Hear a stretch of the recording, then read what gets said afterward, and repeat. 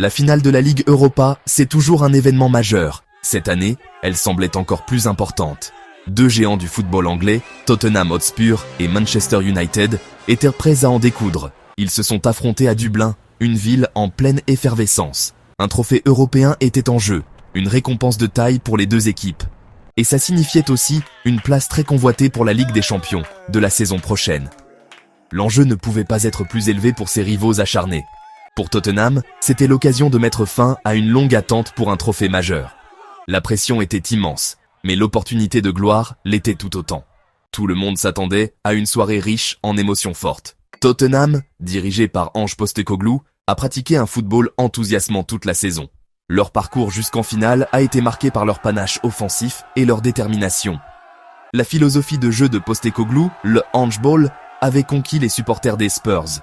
Ils attendaient désespérément un trophée pour marquer leur progrès sous sa direction. Cette finale représentait plus qu'une simple coupe, c'était une affirmation. L'affirmation que Tottenham était de retour parmi les cadors européens.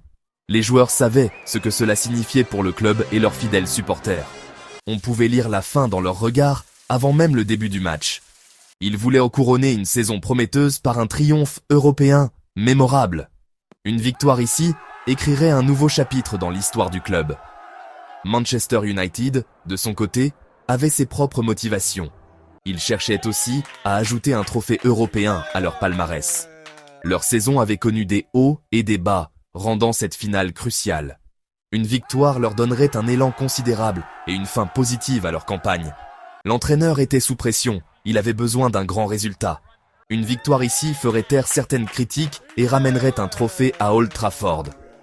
L'effectif de United possédait des joueurs de qualité capables de faire basculer n'importe quel match. Ils avaient parcouru un chemin difficile pour atteindre cette confrontation à Dublin. Leurs supporters s'étaient déplacés en masse, attendant de leur équipe qu'elle soit à la hauteur.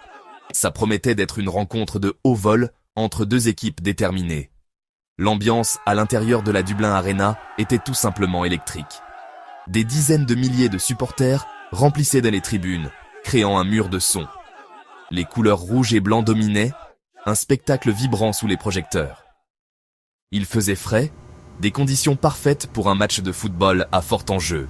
Tactiquement, c'était une perspective fascinante pour les analystes. L'approche offensive de Postecoglou parviendrait-elle à démanteler la défense organisée de United, ou la menace des contre-attaques de United serait-elle trop forte pour les Spurs?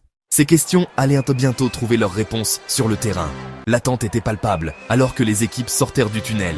Une finale européenne vraiment mémorable était sur le point de se dérouler sous nos yeux.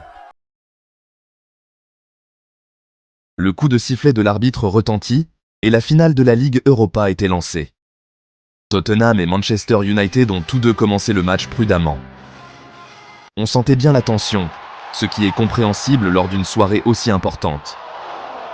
Aucune des deux équipes ne voulait commettre une erreur précoce qui pourrait coûter cher.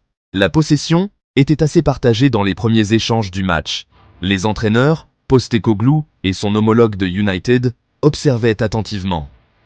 Ils savaient que le premier but pourrait être crucial dans un match de cette ampleur.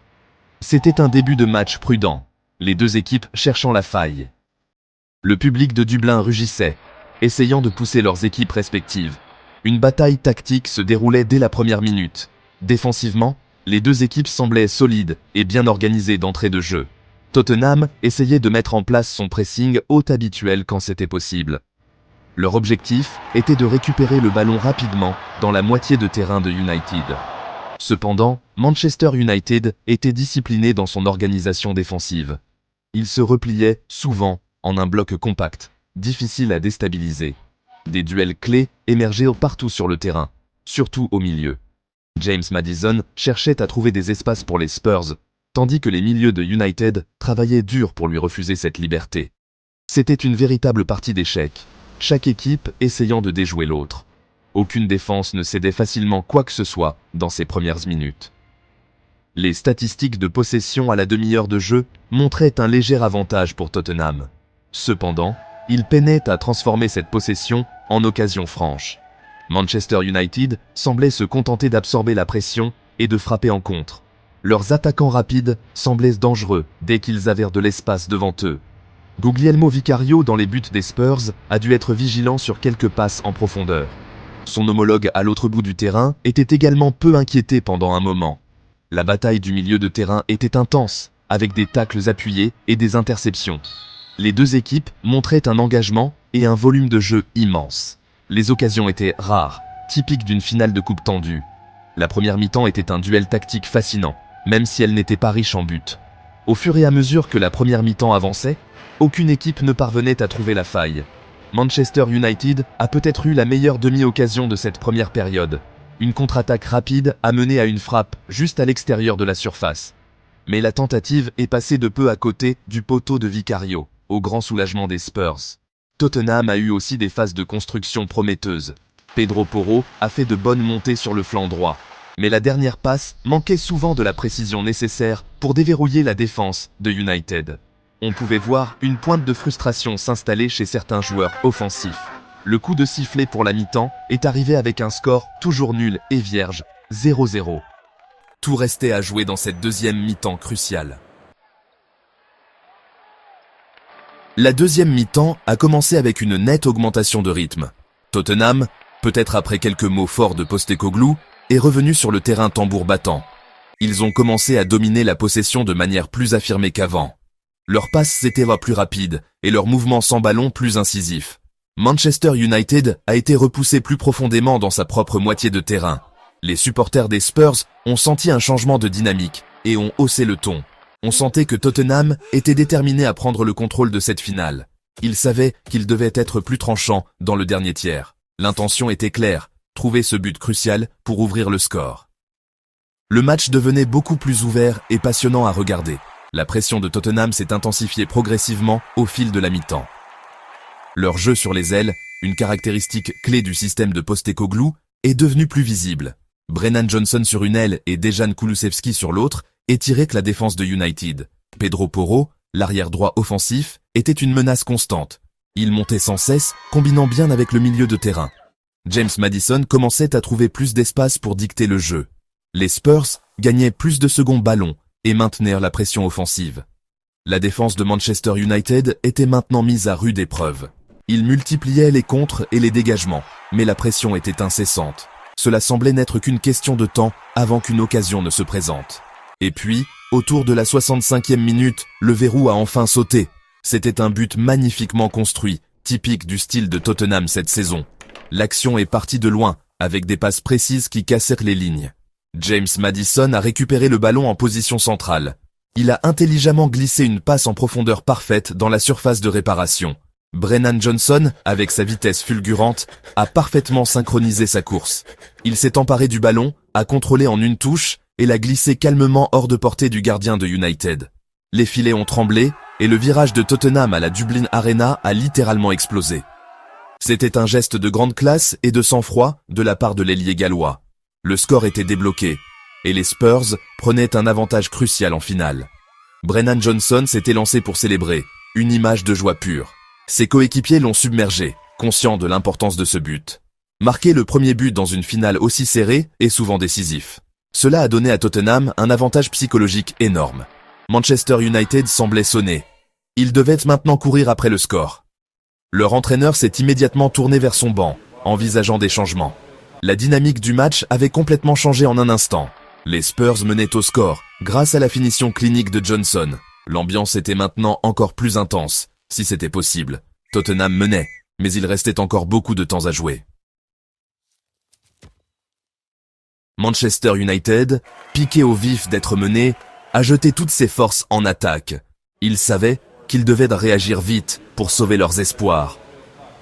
Leur entraîneur a effectué quelques remplacements offensifs presque immédiatement.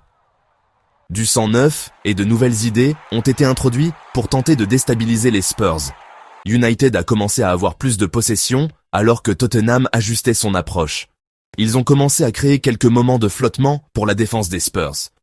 Des centres arrivèrent dans la surface et des tirs étaient tentés de loin. Les Red Devils montrèrent de la combativité, déterminés à trouver l'égalisation.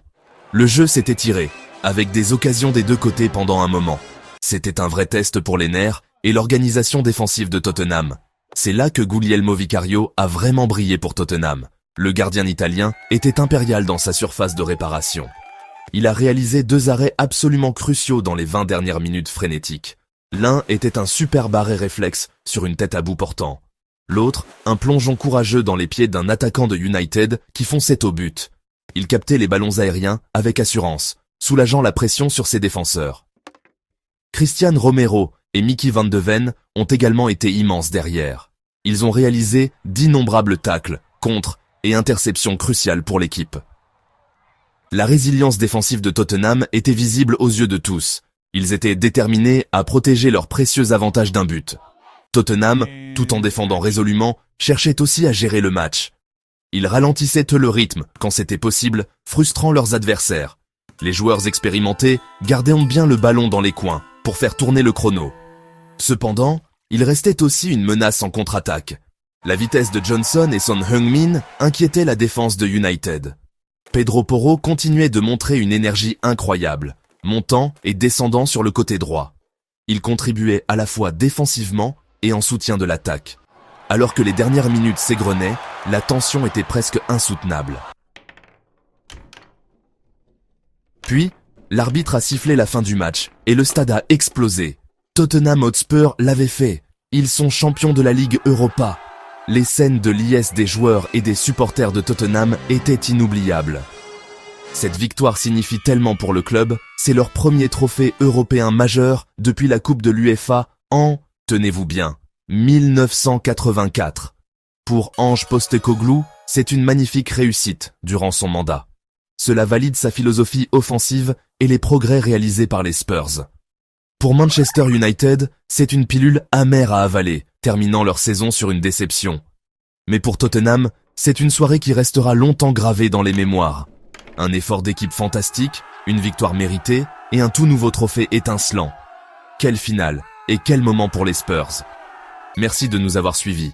N'oubliez pas de liker, de vous abonner et de laisser vos commentaires ci-dessous.